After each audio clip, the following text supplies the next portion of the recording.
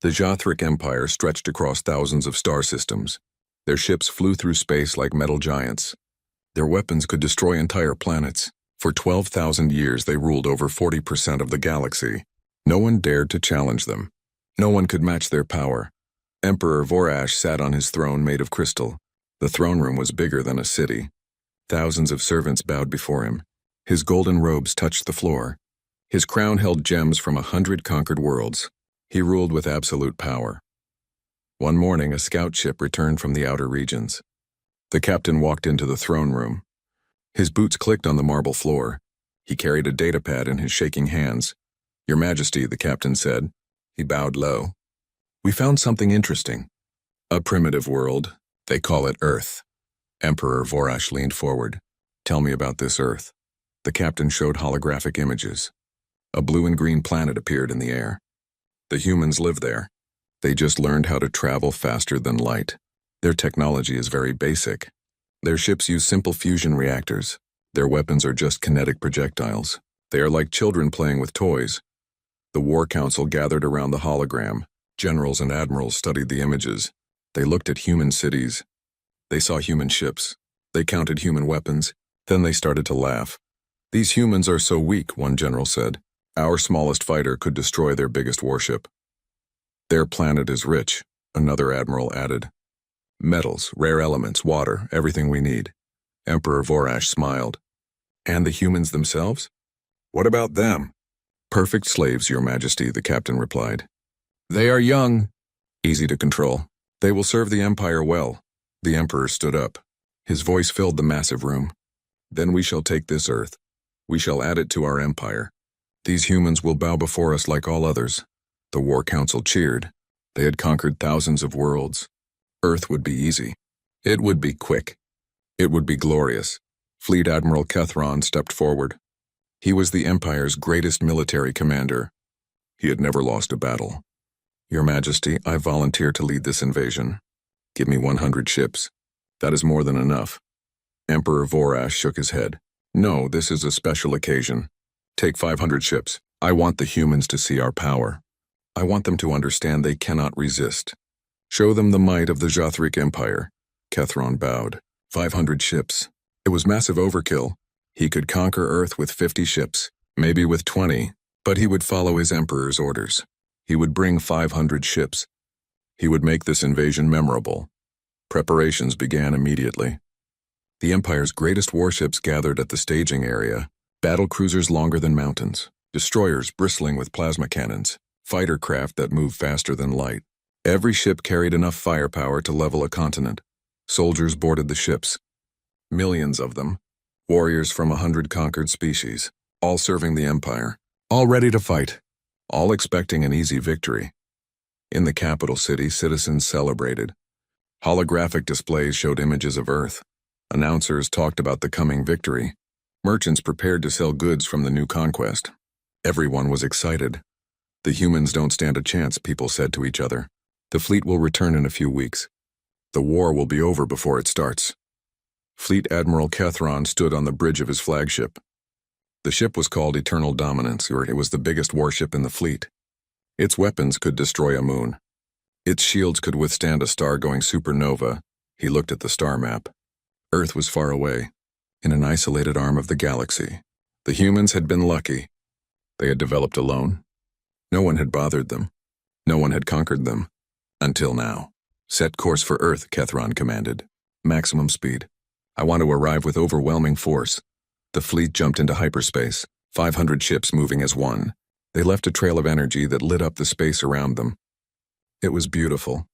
It was terrifying. It was the power of the Empire on full display. On the bridge, officers made predictions. How long would the humans resist? 1 day, 1 hour? Some thought the humans would surrender immediately. Why fight when defeat was certain? Kethron smiled to himself. He had fought in 100 wars. He had seen 1,000 battles. This would be the easiest campaign of his career. The humans were primitive. Their technology was outdated.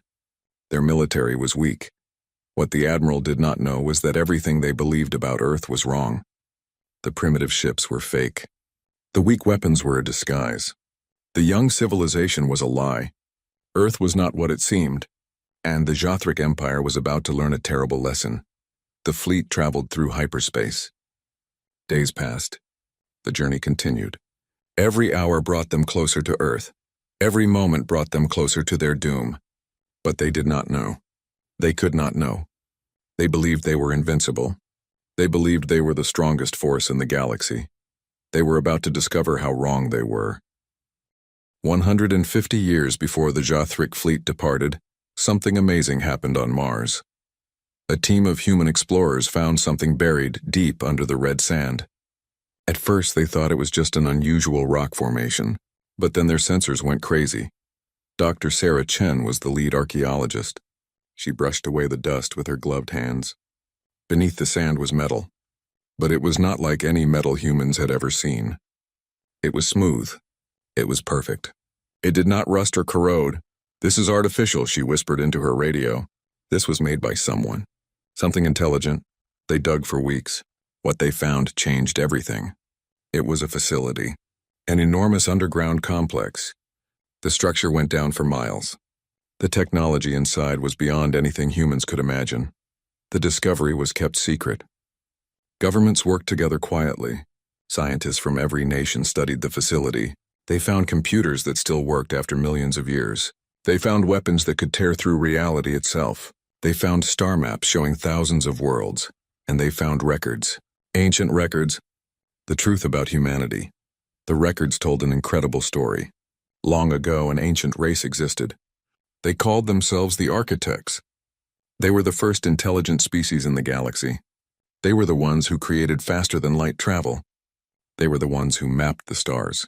The Architects had a mission. They wanted to seed life across the galaxy. They visited thousands of planets.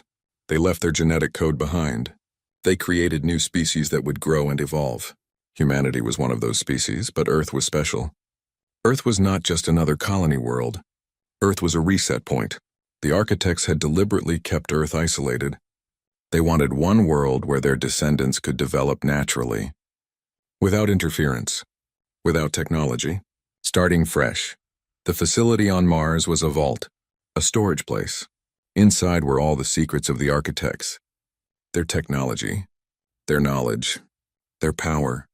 Everything was preserved. Everything was waiting. The records explained that when humanity reached a certain level of development, the vault would activate. When humans could reach Mars on their own, they were ready. Ready to learn the truth. Ready to inherit their legacy. Dr. Chen read the final message from the Architects. It was written in a language that somehow every human could understand. The words appeared directly in her mind. "To our children," the message said, "you are not alone in the galaxy. You never were. You carry within you the legacy of the first. The galaxy is full of younger species. They will grow. They will evolve. Some will be peaceful. Some will be aggressive. Watch them. Learn from them. But remember who you are. Remember what you carry inside you. You are the heirs of the Architects. You are the guardians of the galaxy." World leaders gathered in secret meetings. They debated what to do. Some wanted to announce the discovery to everyone. Others wanted to keep it hidden. In the end, they chose secrecy. The decision was made. Humanity would reverse engineer the Architect technology, but they would do it slowly, carefully, and most importantly, secretly. On the surface, humanity would appear normal. Their ships would look primitive. Their weapons would seem basic. They would act like a young species just learning about the galaxy. But underneath, they would be something else entirely. Secret bases were built across the solar system, deep underground on Earth, hidden in the asteroid belt, buried under the ice of Europa. Each base studied different aspects of Architect technology. The most important discovery was the defense network. The Architects had not left Earth unprotected. Hidden throughout the solar system were weapons. Thousands of them. They looked like asteroids. They looked like comets. But they were dormant military installations. Each installation was incredibly powerful. Their weapons used zero-point energy. They could erase matter from existence. They could disrupt causality itself. One installation could destroy an entire fleet, and there were thousands of them. Humanity learned how to activate the network. They learned how to control it. But they kept it sleeping, waiting, watching. The Sol Defense Command was created. It operated in complete secrecy. Its headquarters was on the far side of the moon. Its personnel were the best of the best. Soldiers, scientists, engineers, all sworn to protect Earth's secret. Admiral James Morrison commanded the Sol Defense Command. He was a careful man, a patient man. He knew that one day someone would threaten Earth. The galaxy was a dangerous place. The architects had known this. That was why they built the defenses. For 150 years, humanity watched the galaxy. They sent out scout ships disguised as primitive explorers. They gathered intelligence. They learned about other species. They studied the great empires. They learned about the Jothric Empire. They watched as the empire conquered world after world. They saw the cruelty, the slavery, the destruction, and they prepared. Then one day the sensors detected something, a fleet, a massive fleet, 500 Jothric warships, all heading toward Earth, all preparing to invade. Admiral Morrison stood in the command center. He watched the enemy fleet approach. His officers waited for orders. The moment had finally come, the moment they had prepared for all these years. "Activate Defense Protocol Omega," Morrison said calmly. "Wake up the network. Power up the fleet. It's time to show them what we really are." Throughout the solar system, ancient systems came to life. Asteroids that had floated dormant for millennia began to glow. Hidden bases opened their doors. Warships that looked like primitive human vessels dropped their disguises. Earth had been sleeping. Now Earth was waking up, and the Jothric Empire was about to learn what it meant to threaten the heirs of the architects. The Jothric fleet dropped out of hyperspace at the edge of the solar system. 500 warships appeared in the darkness of space. Their engines glowed with power. Their shields shimmered with energy. Fleet Admiral Kethron stood on his bridge, confident and proud. "Scan the system," he ordered. "Find their military installations. Identify their fleet positions." The sensors swept across the solar system. They found Earth. They found the Moon. They found Mars and Jupiter and Saturn. Everything looked exactly as the scouts had reported. A primitive system. A young civilization. "Admiral, we detect only a few dozen human ships," an officer reported. "They are scattered throughout the system. Their technology appears basic. Fusion reactors, kinetic weapons. Nothing that can threaten us," Kethron smiled.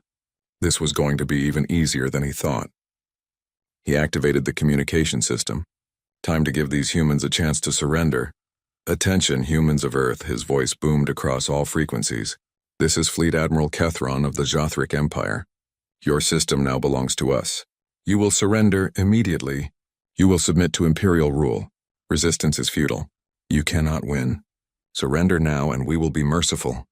The message echoed through space. Kethron waited for a response. He expected fear. He expected pleading. He expected desperate negotiations. What he got was silence. For several minutes, nothing happened. Then a single message came back. It was short, simple, cold. "Leave. This is your only warning." The bridge crew laughed. A warning? From these primitives? It was absurd. It was insulting. It was hilarious. They dare to threaten us? One officer said between laughs. "With what? Their toy ships?" Kethron was not amused. He did not like being mocked. These humans needed to learn respect. They needed to learn fear. "All ships advance," he commanded. "Full speed toward Earth, battle formations. Charge weapons. If they want to resist, we will show them the price of defiance." The fleet moved forward, 500 warships accelerating toward the inner system. They passed the orbit of Neptune. Nothing happened. They continued forward. Still nothing. "Perhaps they realize their mistake," an officer suggested. "Perhaps they are preparing to surrender." Then everything changed. Across the outer solar system, objects that looked like asteroids suddenly came alive. They had been floating in space for millions of years, looking like ordinary rocks. Now they revealed their true nature. Panels opened. Weapons emerged. Power cores that had been dormant for ages ignited. The defense network of the architects activated for the first time in millions of years. "Admiral," energy signatures appearing throughout the system. An officer shouted. His voice was panicked now. "Massive power readings. These are not asteroids.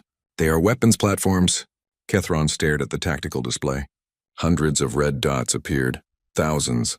They surrounded his fleet. They were everywhere. "How did we miss this?" he whispered. "How did our scouts not detect this?" He had no time for answers. The weapons platforms opened fire. Beams of pure energy cut through space. But these were not normal energy weapons. They were zero-point energy beams. They pulled energy directly from the fabric of reality itself. Nothing could stop them. Nothing could absorb them. The Jothric shields were the best in the galaxy. They could withstand the blast of a supernova. They had protected the Empire's ships for thousands of years. They collapsed like paper. The first wave of fire destroyed 50 ships instantly. They simply ceased to exist. No explosions, no debris. One moment they were there. The next moment they were gone. Erased from reality. Then the missiles came. These were not normal missiles. They disrupted causality. They hit ships before they were launched. They existed in multiple timelines at once. There was no dodging them. No defense against them. Another 100 ships died. Their crews did not even have time to scream. Matter erasure fields swept through the fleet.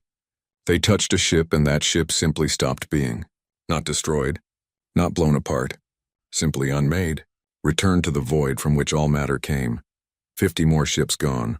All of this happened in 4.7 seconds. Kethron grabbed his command chair to steady himself. The bridge shook as nearby explosions rocked space. Alarms screamed. Officers shouted. The tactical display was a nightmare of red warnings. 200 ships destroyed. Someone yelled. Shields ineffective. Weapons cannot lock on. They are too fast. Return fire, Kethron ordered. All ships. Fire everything. The remaining 300 ships opened fire. Plasma cannons, particle beams, gravity weapons, everything they had. The combined firepower of 300 warships lit up space like a second sun. The human defense platforms did not even slow down. The Jothric weapons splashed harmlessly against shields that should not exist. Technology that should not be possible. And the platforms kept firing, kept killing. One ship after another vanished from existence. We have to retreat. His second-in-command shouted. Admiral, we cannot win this. We have to run.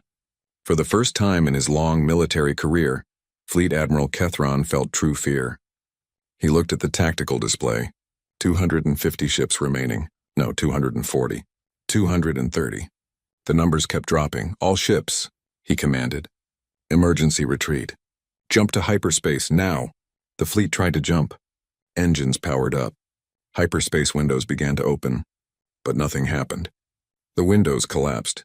The jumps failed. We cannot jump, the navigation officer reported. His voice broke with terror. Something is preventing it. They have trapped us here. Kethron realized the horrible truth. This was not a battle. This was an execution. The humans had lured them in. The humans had trapped them. And now the humans were destroying them. He had been so wrong. So terribly wrong. Earth was not primitive. Earth was not weak. Earth was something else. Something ancient. Something powerful beyond imagination. And the killing continued. Fleet Admiral Kethron watched his fleet die. The tactical display showed ships vanishing one by one. Each red dot represented hundreds of lives. Soldiers he had trained. Officers he had promoted. Friends he had fought beside. All gone. Keep trying the hyperspace engines, he ordered desperately. There must be a way out. Negative, Admiral, the chief engineer reported. They have created a gravity well around the entire solar system. It is like being inside a black hole. Hyperspace is impossible. We are trapped. Then new contacts appeared on the sensors. Ships, human ships. But these were not the primitive vessels the scouts had seen. These were something else entirely. They appeared from nowhere. One moment space was empty. The next moment ships materialized. Not through hyperspace. Through something else. Something the Jothric had no name for. The human warships were beautiful and terrible. Their hulls were made of materials that seemed to shift and flow. Their shapes were impossible, existing in dimensions the Jothric could not fully perceive. They moved through space like thoughts, instantaneous and precise. How many? Kethron asked quietly. Unknown, sir, the sensor officer replied. His voice shook. Our sensors cannot get accurate readings. The ships exist in multiple quantum states simultaneously. They are everywhere and nowhere. The human fleet did not rush to attack. They moved with perfect coordination, like a dance, like art. They surrounded the remaining Jothric ships completely. Then they opened fire. But calling it fire seemed wrong. The human weapons did not shoot projectiles or beams. They manipulated time itself. A Jothric ship would suddenly slow down while everything around it moved at normal speed. From the crew's perspective, they experienced days passing in seconds. Their life support failed. Their power ran out. They died of old age in moments. Other ships faced different fates. Quantum computers predicted every move they would make before they made it. Every evasive maneuver, every tactical decision. The human ships were always one step ahead, 10 steps ahead, 1,000 steps ahead. Some Jothric captains tried to fight back. They fired everything they had. The results were pathetic. Their weapons missed targets that did not exist in their timeline. Their missiles hit empty space where human ships had been moments before, or would be moments later. Time had no meaning to humanity's fleet. Ketheron watched as his ships tried every known tactic. Formation changes, desperate charges, coordinated strikes. Nothing worked. The humans countered everything, predicted everything, dominated everything. It was not just that the humans were winning. It was how they were winning. They were playing with the Jothric fleet. Like a cat playing with a mouse. They could have destroyed everything instantly. But they were taking their time, making a point. They are toying with us, his second-in-command said quietly. They want us to know how outmatched we are. Ketheron realized something even more terrifying. The humans had known about the invasion from the beginning. They had let the fleet enter the solar system. They had waited until the Jothric were completely committed, completely trapped. And then they revealed the truth. This was a lesson, a demonstration. The humans were showing the galaxy what happened when you attacked Earth. One of the human ships moved closer to Ketheron's flagship. It stopped just outside weapons range. Not that weapons range mattered anymore. A communication request came through. Ketheron accepted. A hologram appeared. It showed a human in a military uniform. The human looked calm, almost sad. I am Admiral Morrison of the Sol Defense Command, the human said. You were warned. You did not listen. Ketheron found his voice. What are you? How do you have this technology? You are supposed to be primitive. Morrison smiled slightly. We are the heirs of the architects. The first species in this galaxy. Your people evolved long after ours seeded the stars. You thought we were young. We are ancient. You thought we were weak. We have been sleeping, waiting, watching. Why? Ketheron asked. Why hide? Why pretend? To see what you would become, Morrison replied. To see if the younger races could grow without our interference. To see if you would choose peace or war, cooperation or conquest. He paused, looking directly at Ketheron. You chose poorly. The hologram faded. The human ship moved away, and the destruction continued. Ship after ship died. The Jothric fleet was being systematically eliminated. No escape, no mercy, no hope. 30 minutes had passed since the first shot was fired. The great invasion fleet of 500 ships was down to less than 50. Ketheron's flagship shuddered as nearby explosions rocked space. Hull breach on decks 7 through 12, someone reported. Life support failing. Engine power at 10%. Ketheron looked around his bridge. His crew was beaten, terrified, defeated. They had entered this system as conquerors. Now they were victims, prey. He thought about his emperor, about the arrogant war council, about the celebrations in the capital. They had all been so confident, so sure of victory. They had no idea what Earth really was. The tactical display showed only 30 ships remaining now. 25, 20. The numbers kept falling. 43 minutes after the battle began. It was almost over. Only a handful of heavily damaged Jothric ships remained. They drifted in space, engines dead, weapons silent. Waiting for the end, the human ships stopped firing. They held their positions, surrounding the survivors. For a moment, there was silence. Then Admiral Morrison's voice came through on an open channel. All surviving ships could hear. We are allowing one ship to leave, Morrison announced. One ship to return to your empire, to tell them what happened here, to warn them never to return. Ketheron looked at his tactical display. His flagship was too damaged. It would not make it out of the system, but there was one ship, Commander Seveth's cruiser, badly damaged but still functional. Commander Seveth, Ketheron said into his communicator, you are ordered to retreat. Return to the Empire. Tell them everything. Make them understand. There was a pause. Then Seveth's voice filled with grief. Yes, Admiral. I will tell them. I will make sure they know. The gravity well released its grip on a single area of space. Seveth's ship limped forward. Its engines struggled. Its hull leaked atmosphere, but it moved. It accelerated, and then it jumped into hyperspace. Kethron watched it go, the last survivor of his mighty fleet, the only witness to humanity's true power. Then the human weapons fired one final time. The remaining damaged ships, including Kethron's flagship, vanished. No pain, no suffering, just silence. The Battle of Sol was over. Total time, 43 minutes. Jothric casualties, 500 ships and over 2 million personnel. Human casualties, 0. The galaxy was about to learn a new truth. Humanity was not prey. Humanity was the apex predator, and they had just announced their presence to every species in the galaxy. Commander Seveth's ship jumped through hyperspace. The journey back to the Empire would take days. Days filled with silence and horror. His crew was in shock. They had witnessed the impossible. The ship's black box had recorded everything. Every moment of the battle. Every weapon the humans used. Every ship that died. The evidence was absolute, complete, undeniable. Seveth sat alone in his quarters.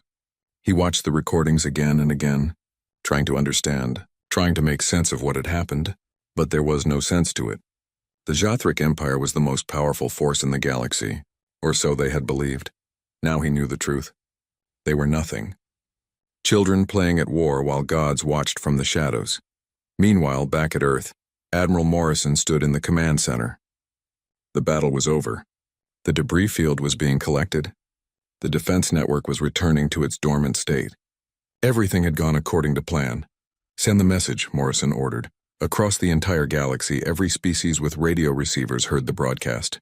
It interrupted their communications. It overrode their systems. No one could ignore it. No one could block it. The message began with video footage. The Battle of Sol played out for all to see. The mighty Jothric fleet arriving. The human defense network activating. The systematic destruction of 500 warships. The entire battle in compressed time.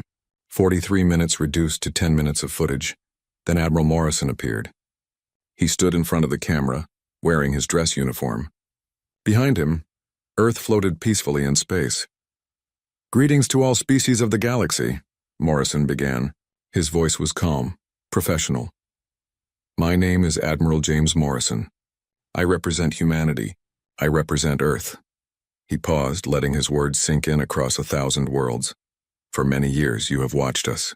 You have studied us. You believed us to be a young species, primitive, weak, harmless. You were wrong.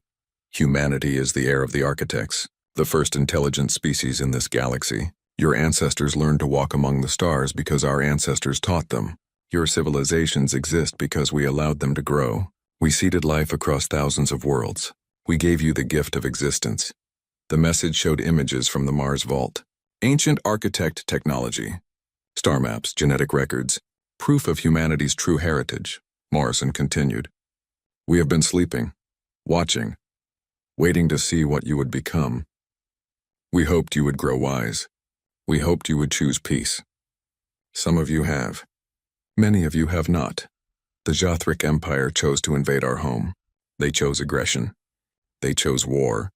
You have seen the result. 500 warships destroyed. 2 million lives ended. In 43 minutes. The hologram zoomed in on Morrison's face. His expression was serious. Final. Let this be a lesson to all species. Earth is not to be threatened. The Sol system is not to be invaded. Humanity is not to be attacked. Any aggression toward our world will be met with immediate and absolute destruction. We gave you one warning. We will not give another." He took a breath. When he spoke again, his tone softened slightly. "But this message is not only a warning. It is also an announcement. Humanity has been dormant long enough. We have watched the galaxy from the shadows for too long. It is time for us to take our place among you, not as conquerors, not as destroyers, but as guardians. We will no longer hide our true nature. We will begin establishing a presence throughout the galaxy. We will offer protection to peaceful species. We will offer technology to those who prove worthy. We will offer justice to those who have been wronged. And we will bring consequences to those who spread tyranny and suffering across the stars." The message ended with one final image. The Earth, beautiful and blue, hanging in the darkness of space. A world that looked peaceful. A world that looked vulnerable. A world that was anything but. Across the galaxy, reactions varied wildly. On peaceful worlds, people celebrated. Finally, someone would protect them from the aggressive empires. Finally, they had hope. On warlike worlds, military leaders watched in horror. Their plans for conquest suddenly seemed foolish. Their weapons suddenly seemed inadequate. Their empires suddenly seemed fragile. In ancient archives, scholars searched old records, and they found what they were looking for. Warnings, legends, stories passed down for generations. Never wake the sleeping ones near Sol. The first children rest in the third system. When the blue world stirs, the galaxy shall tremble. The warnings had always been there, hidden in mythology, buried in ancient texts, forgotten by most but real, always real. Commander Seveth finally arrived at the Jothric capital. His damaged ship limped into orbit. He was met by military escorts, brought before Emperor Vorash himself. The throne room was silent. The Emperor sat rigid, his face pale. The entire War Council was present. No one spoke as Seveth walked forward. "Show us," Emperor Vorash said quietly. Seveth activated the holographic display. The battle played out. The council watched in absolute silence. Some gasped. Some turned away. Some wept. When it finished, Emperor Vorash slumped in his throne. He looked old suddenly, tired. "How?" one general whispered. "How did we not know?" "They wanted us not to know," Seveth replied. "They have been hiding their true power for over a century, watching us, testing us, and we failed the test." The Emperor's chief scientist stepped forward. She was very old, very wise. "She had studied ancient texts all her life, Your Majesty," she said. "I have found references in our oldest archives. The architects, the first ones, the sleepers of Sol, they are not myth. They are real.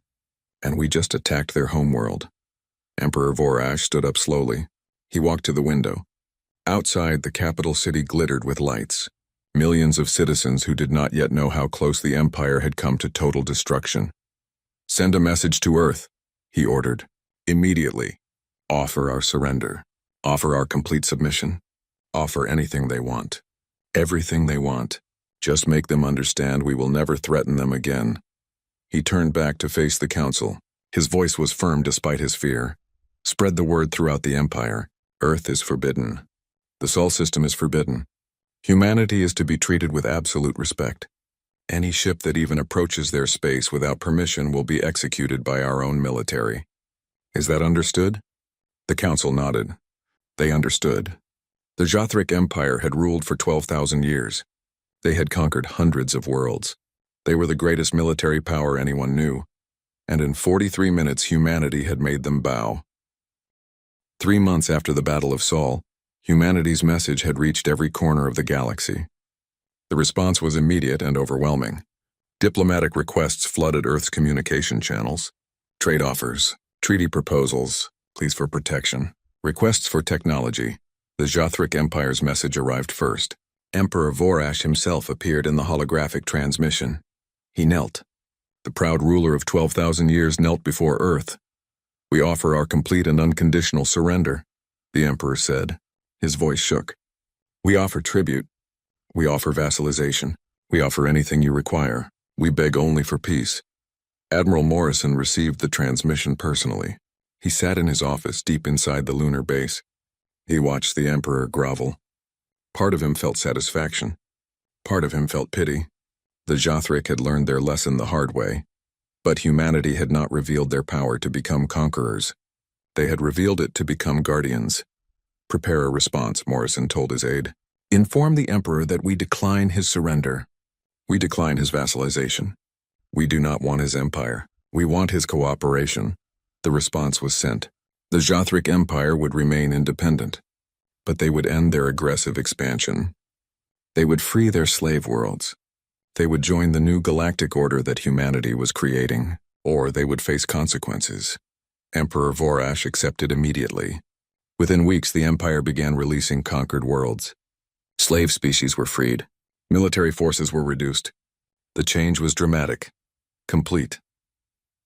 Across the galaxy, other aggressive powers watched carefully. They saw what happened to the Jothric. They saw how quickly the mighty had fallen. They made their own calculations, their own decisions. Some chose wisely. They contacted Earth. They proposed peaceful cooperation. They offered to reform their ways. Others chose poorly. The Krell Dominion was one of them. They ruled a small but brutal empire. They believed humanity's power was exaggerated. They believed the Battle of Saul was propaganda. They believed they could continue their raids on peaceful worlds. They were wrong. When Krell raiders attacked a defenseless colony world, a single human warship appeared. Just one. It did not threaten. It did not negotiate. It simply acted. The entire Krell raiding fleet was destroyed in seconds. The human ship then traveled to the Krell homeworld. It appeared in orbit. It broadcast a simple message. This is your only warning. Stop all aggressive actions immediately. Free your slaves. Reform your government. Or face annihilation. The Krell leadership watched as the human ship demonstrated its power. It erased a moon from existence. Just to make the point clear, the moon was there. Then it was not. No explosion, no debris, simply gone. The Krell surrendered within hours. Word spread quickly. Humanity was not bluffing. Humanity had the power they claimed, and humanity was willing to use it. But humanity also showed mercy to those who deserved it. The Vellani people had suffered under Jothric occupation for centuries. They were a peaceful species. Farmers, artists, philosophers. They had never wanted war. But war had come to them anyway. When the Jothric withdrew, the Vellani were free for the first time in generations. They sent a delegation to Earth, not to ask for protection, just to say thank you. Ambassador Talara led the delegation. She was old, her blue skin marked with the scars of occupation. She stood before Admiral Morrison with tears in her eyes. We thought we would die as slaves, she said. We thought our children would never know freedom. You gave us hope. You gave us our world back. We can never repay this gift. Morrison smiled gently. We do not want repayment. We want cooperation. We want peace. We want you to thrive. He paused, thinking carefully about his next words. Humanity watched from the shadows for too long. We saw suffering and did nothing. We saw injustice and remained hidden. That was wrong. We should have acted sooner. We should have protected the innocent long ago. But we are acting now, and we will not stop. Any species that values peace will have our friendship. Any species that values justice will have our support. And any species that values freedom will have our protection. Within a year, the galaxy had transformed. Aggressive empires reformed or faced destruction. Peaceful species flourished under human protection. Trade routes that had been dangerous for centuries became safe. Pirates vanished. Raiders disappeared. Slavers freed their captives or faced human justice. Human ships appeared at key locations throughout the galaxy, not to conquer, not to control, to watch, to protect, to maintain order. On Earth, life continued much as it had before. People went to work. Children went to school. Families gathered for dinner. The average human knew about the battle. They knew about humanity's true heritage, but it did not change their daily lives much. What changed was the future. Young people now looked up at the stars with wonder, with pride. They knew their ancestors had built civilizations across the galaxy. They knew they carried that legacy forward. Applications to the military increased dramatically. Everyone wanted to serve. Everyone wanted to protect the galaxy. The Sol Defense Command expanded. New ships were built. New bases were established. But humanity also focused on diplomacy, on education, on cooperation. They established universities where species from across the galaxy could learn together. They created trade networks that benefited everyone. They built a new order based on respect rather than fear. 5 years after the Battle of Saul, Ambassador Talara returned to Earth. She came for the signing of the Galactic Cooperation Treaty. Representatives from 300 species gathered. Former enemies, former slaves, former conquerors, all equal now.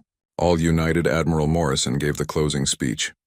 He stood before the assembled delegates, before the cameras that broadcast to 1,000 worlds. 5 years ago, humanity revealed itself to the galaxy. He began. We showed our power. We showed our technology. We showed what we could do. But power is not what defines us. Technology is not what makes us who we are. What defines humanity is our choice. We chose to protect rather than conquer. We chose to help rather than harm. We chose cooperation over domination. We are the heirs of the architects, but we are also more than that. We are students of those who came after them. We learned from your mistakes. We learned from your achievements. We learned that the galaxy is better when we work together. He gestured to the assembled delegates. Species who had been enemies for centuries sat side by side. This is the future we are building. Not a human empire, not a human dominion, a galactic community, where every species has a voice, where every civilization can thrive, where peace is not just a dream but a reality. The delegates rose. They applauded, not because they had to, but because they believed. They believed in this new future, this new hope. That night, Ambassador Talara stood on Earth's surface. It was her first time on the human homeworld. She looked up at the stars. So many stars, so many worlds. And for the first time in her long life, she was not afraid of what lay among them, because humanity was watching. Humanity was protecting. Humanity had awakened. The galaxy had tried to invade Earth. They had believed humans were weak. They had believed Earth was easy prey. They had been so very wrong. Humanity had been content to sleep, to watch, to wait. But the Jathric Empire had made a terrible mistake. They had woken the sleeping giant. They had provoked the heirs of the architects. And in doing so, they had changed the galaxy forever. The children had awakened, and they were far stronger than their parents had ever been, far wiser than anyone expected, far more merciful than the galaxy deserved. The age of conquest was over. The age of cooperation had begun, and Earth stood at the center of it all. Not as masters, but as guardians, as teachers, as friends. The galaxy would never be the same, and that was exactly what humanity intended.